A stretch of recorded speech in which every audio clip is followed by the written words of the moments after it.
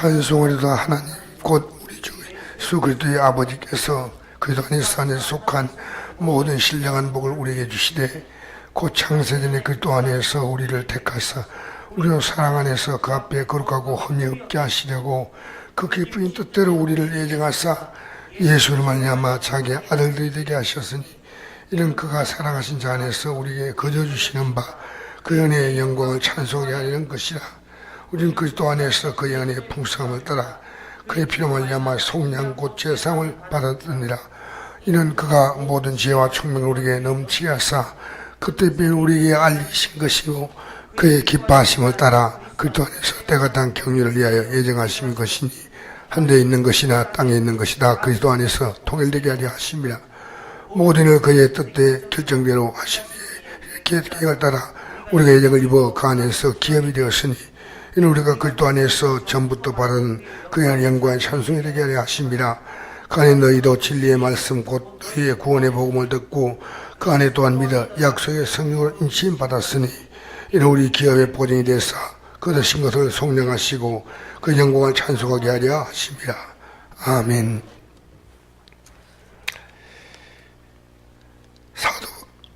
저는 사도 바울은 아주 특별한 사람이라고 생각합니다.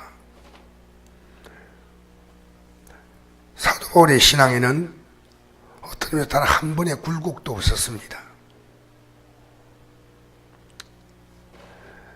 여러분 신앙생활에 좀 굴곡한 적이 있었죠. 굴곡. 믿음이 올라가고 내려가고 이렇게 신앙에 부침이 있습니다. 예배당에 열심히 나오다가 안 나오다가. 근데 사도 바울의 생애는 놀랍게도 이건 단 한 번도 없었습니다. 정말 놀라운 사람이에요. 놀라운 사람. 오늘 에베소서, 빌립보서, 골로새서 이 세 권을 우리가 옥중서신이라 말해요. 옥중서신. 옥중서신은 뭐냐면 바울이 이 복음을 전하고 감옥에 들어갔습니다. 우리가 지금 같은 이런 인권이 보장된 감옥이 아닙니다. 저는 감옥에 그 당시에 그 감옥에 실제로 가본 일이 없지만은 어떤 목사님이 하신 얘기가 전부 기억이 납니다. 바울이 있던 그 당시에 있던 로마의 감옥에 가봤더니 그냥 울었대요. 그 당시에 감옥인데 땅을 이렇게 파가지고 지금처럼 건물이 있는 게 아니고 땅을 파가지고 지하에다가 감옥 그게 이제 가득 갇혀서 인간의 삶의 질을 보장받지 못하고 살았는데 딱 들어가는 순간에 그 감옥 안에서 그 냉기가 땅에서부터 그 냉기가 몸에 전해오는데 견디기 너무나 어려웠다는 겁니다. 그래서 왈칵 눈물이 나더래요. 그 우리나라의 큰 교회 목사님이셔요. 큰 교회 목사님이신데 그걸 이제 본인이 경험하고 돌아와서 야, 사도 바울이 감옥이란 것이 우리가 그냥 쉽게 생각할 문제가 아니구나. 그렇게 생각했답니다. 어떻게 이 감옥에서 그가 이런 옥중서신을 쓸 수 있을까? 이렇게 힘들고 어려운 환경 가운데서 어떻게 그는 기뻐했을까? 에베소 1장 3절 시작하면 이렇게 나옵니다. 찬송하려다.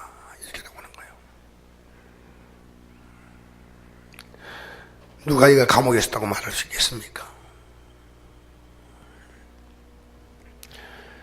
요즘에 현대 기독교인들이 믿음 생활 잘하라 그러면 부담스럽다고 말합니다. 저는 이렇게 생각해도 반대로 자꾸만 그렇게 강요하지 마세요. 예배 강요하고 뭐 이렇게 살라고 하는 것 부담스러우니까 하나님 말씀이란 전체 앞에서 하나님이 오시라고 하는 말씀을 다 깎아내버려. 다 깎아내버려요. 왜? 부담스러워하니까. 그런 걸 부담스럽게 듣는 현대 기독교인들도 문제뿐 아니라 어떻게 감히 그 말씀을 깎아낼 수 있느냐. 여러분, 저는 이렇게 반대로 생각을 했습니다. 하나님이 그를 부담스럽게 생각하지 않겠습니까? 여러분, 이 세상에서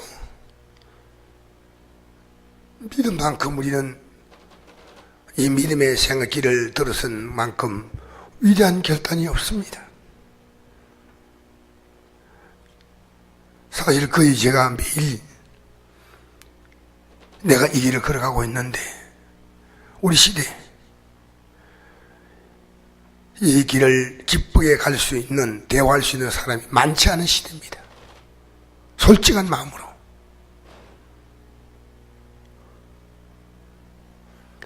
잘 믿으세요 하면 고맙습니다라고 말하는 시대가 아닙니다. 부담스럽습니다. 너무 그렇게 강요하지 마세요. 이 감옥에서 그가 고백했던 것이 찬송하려다 하나님 곧 우리 주 예수 그리스도의 아버지께서 그리스도 안에서 안에 속한 모든 신령한 복을 우리에게 주시되, 아무리 생각해도 가장 잘 믿은 것이 이 믿는 믿음이 믿음의 결단만큼 내가 잘한 게 없습니다. 내 인생에 남은 건 이거 하나입니다. 내가 살았던 삶이 내가 자녀를 키웠다. 내가 뭔가 내가 이루고자 하는 꿈을 이루었다. 여러분, 그 어떤 것도 하늘에 속한 신령한 복을 우리가 받았다는 이 사실보다 더 놀라운 것은 없습니다. 지금 여러분이 내가 왜 이거 빨리 이 길을 알지 못했던가? 내가 왜 그렇게 많이 방했던가?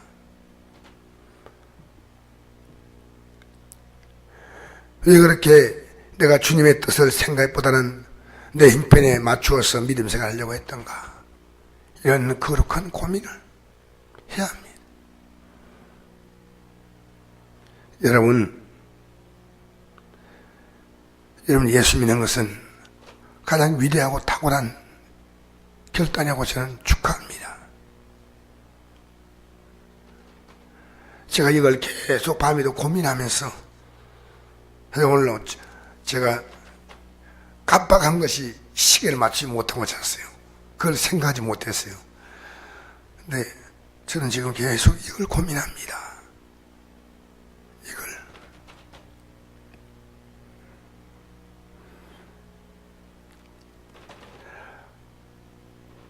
찬송하려다 이 말은 참 우리가 하나님의 은혜가 그 맨 뒷부분에 나온 게 아니고 찬송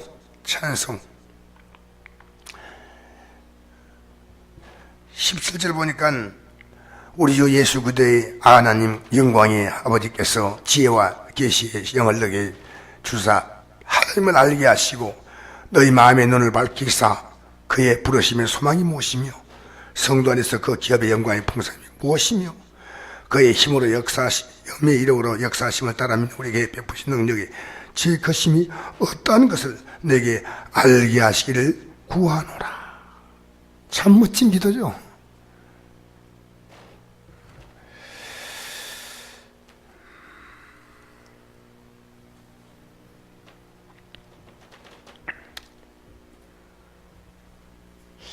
이 장 보니까 그는 허물과 죄로 죽었던 너희를 살리셨도다. 3절 보니까 전에 우리는 다 그 가운데서 행하여 우리 가운데서 우리 육체의 욕심을 따라 지내며 육체와 마음에 원한 것을 하여 다른 이와 같이 본질상 진노의 자녀였더니.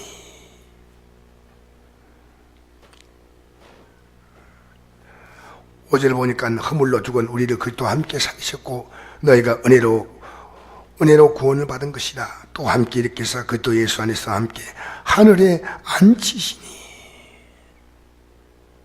여러분, 예수 믿는 복을, 세상의 복을 조금 받는 정도로 생각하면 안 됩니다.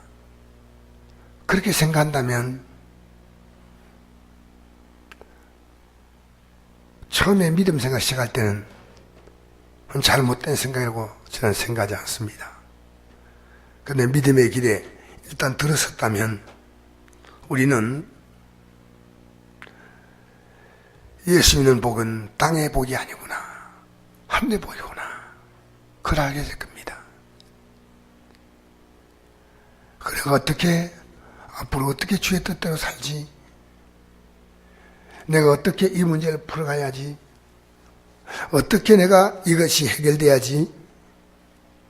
흔히 이 세상에 많은 사람들이 소원하는 그런 소원의 신앙의 단계가 있습니다. 몸이 아프면 건강 얻어야 되지만, 물질이 필요할 때는 재물의 필요도 도움도 하나님께 구하지만, 이건 저도 여러분에게 똑같이 고백합니다.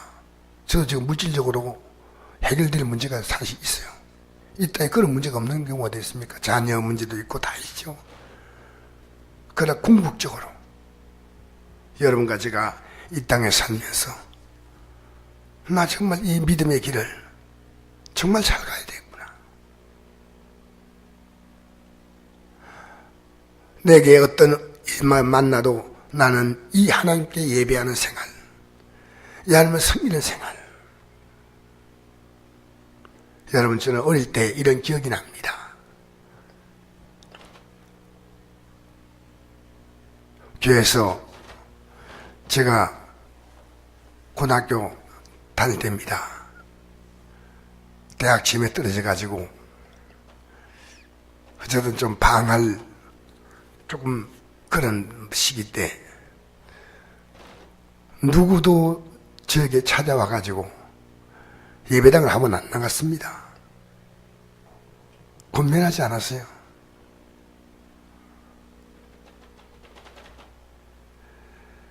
정말 단 한 사람도 권면하지 않았습니다. 심지어 제가 우리 어머님도 권면하지 않았습니다. 야, 왜 예배당 안 나갔냐? 이렇게 말하지 않더라고요. 그때 제가 학생회 회장이었어요. 그리고 저는 한 주 안 나가니까 미안하니까 또 한 주 못 나오고, 한 주 지나고 나서 2주, 3주 되니까 처음에는 마음이 끓이김이 오던데 그 다음에는 그냥 괜찮았어요. 그래서 저는 방학의 시간을 조금 보냈어요. 방학의 시간을.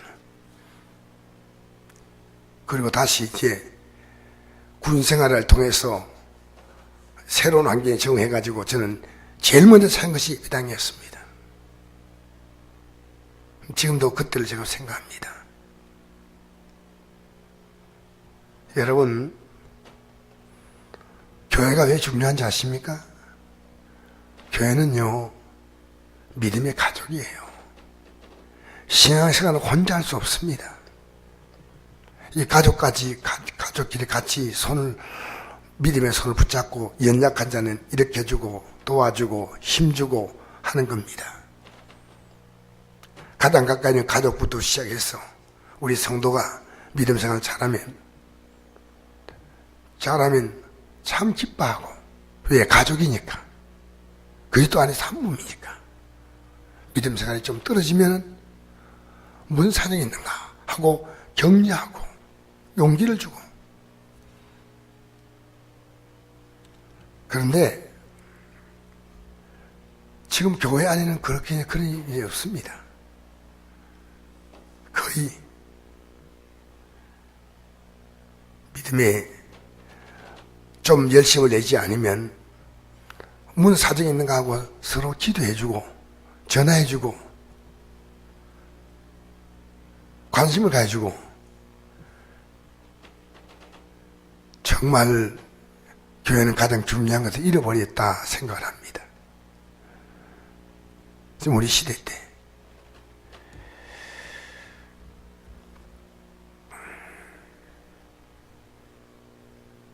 목사가 그런 격려와 위로를 해주는 것은 목사나 사모는 한계가 있습니다. 여러분은 관심 가지고 한마디 전화도 해주고 격려해주고 위로해주고 때로는 그러시면 안 되죠 라고 말해야 됩니다. 저는 우리 목사님들끼리 만나면요 제가 이 말 합니다. 저는 분명히 합니다. 어느 목사님과 만나더라도 대화하면서 틀렸습니다. 이거 이렇게 하면 안 됩니다 라고 얘기합니다. 안 먹히면 목사의 책이니까 더 이상 얘기하지 않지만은, 그러나 지금 대부분의 교회가 성도가 신앙생활 어떻게 하는지 강 건너 불러오듯이 봅니다. 지금 교회가 일이 아니에요. 사도 바울은 감옥 속에서 감옥 밖에 있는 사람에게 계속해서 하나님 말씀으로 권고하고 위로해 줍니다. 용기를 줍니다.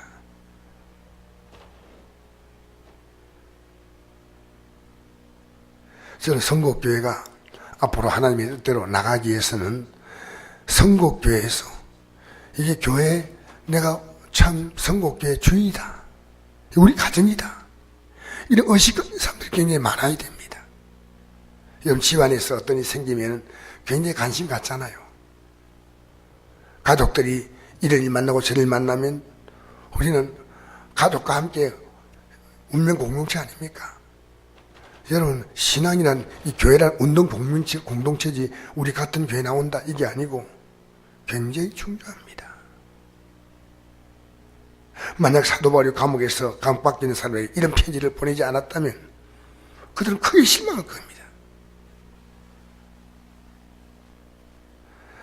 그래서 오히려 바울이 감옥 안에 있으면서 감옥 밖에 있는 사람들이 위로해 주기를 기다리고 있다면, 야, 사도 바울 같은 사람을 왜 저렇게 감옥에 갇힐까? 그럴 거 아니겠어요? 지금 바울이 감옥 속에서 감옥 밖에 있는 사람 지금 위로하고 있는 겁니다. 격려하는 겁니다.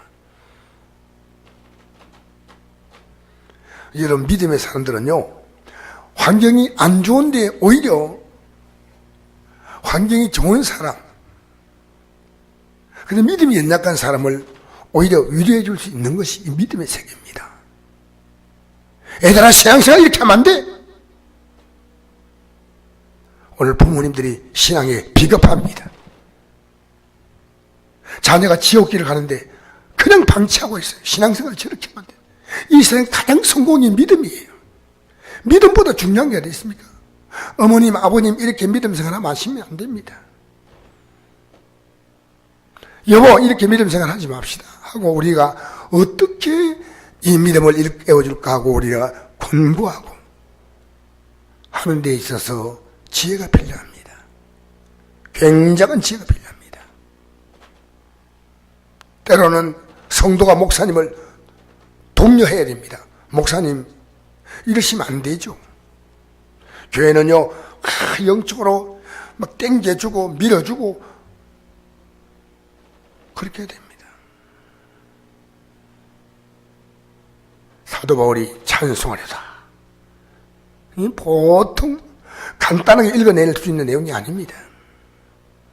우리가 볼 때는 3절에서 14절까지가 긴 문장이지만 이건요 쉼표가 마침표가 없는 한 줄의 문장입니다. 한 줄의 문장.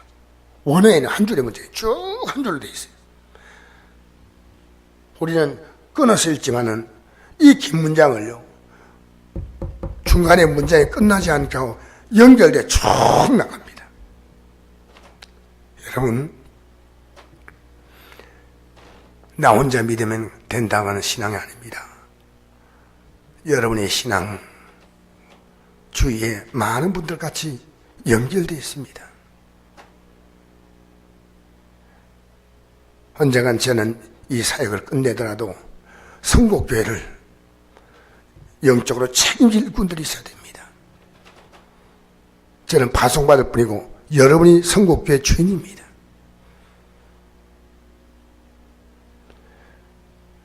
이제 여러분이 구심점이 돼서 교회가 목사는 목사일 하고 집사는 집사일 하고 에이, 신앙 너 신앙생활 이렇게 하든 저렇게 하든 제가 과거에 그 과정을 겪었거든요. 겪었거든요.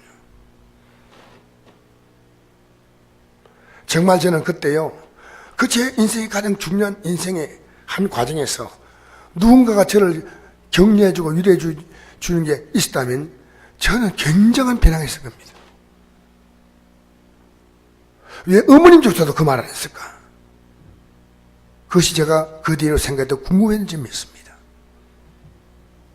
나는 이렇게 신앙생활 하지 말아야 되겠다.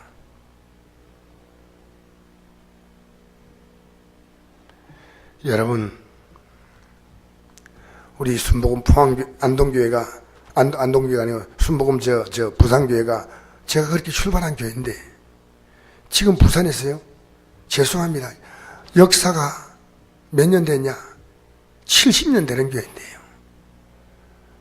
그 당시 이 부산교회는 굉장히 규모가 있는 교회인데 지금은 굉장히 초라한 교회입니다. 굉장히 초라한 교회입니다. 아주 민맥만 유지하는 교회입니다. 그 교회에서 조영 목사님 같은 분이 나왔잖아요. 대단한 이미지 인물들이 나온 교회인데 사실은 많은 분들이 그 교회를 다 떠났습니다. 우리 어머님이 살아계실 때 마지막으로 그 교회를 지켰던 분인데, 사랑하는 성도 여러분, 오늘 여러분에게 예수 믿는 게 뭡니까? 그 믿음이 여러분에게 정착되어야 돼요. 주일학생 하나가 바로 서면요, 그 애를 중심으로 교회가 팍 서요. 중고등학생 하나가 바로 믿음을 서면요, 그 애 중심으로 믿음에 서요. 청년, 장년, 한 사람 믿음을 서면요, 주위에 있는 아들 어떻게 지혜롭게 이 사람 믿음 이끌어줄까? 믿음 이끌어줄까? 힘을 줄까? 용기를 줄까?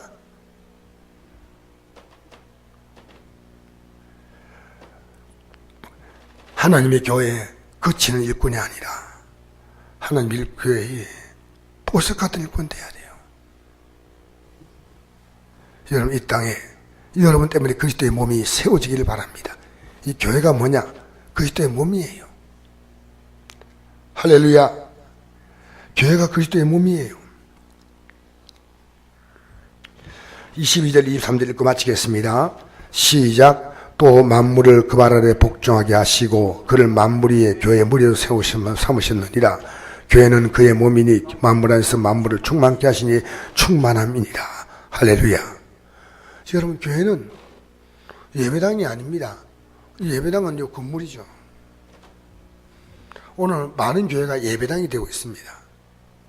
예수님을 중심으로 잡아주고 격려해주고 위로해주고 용기를 주고. 오늘 교회는 어떤 의미에서는 서로의 관계를 위한 교제의 공간이 되고, 또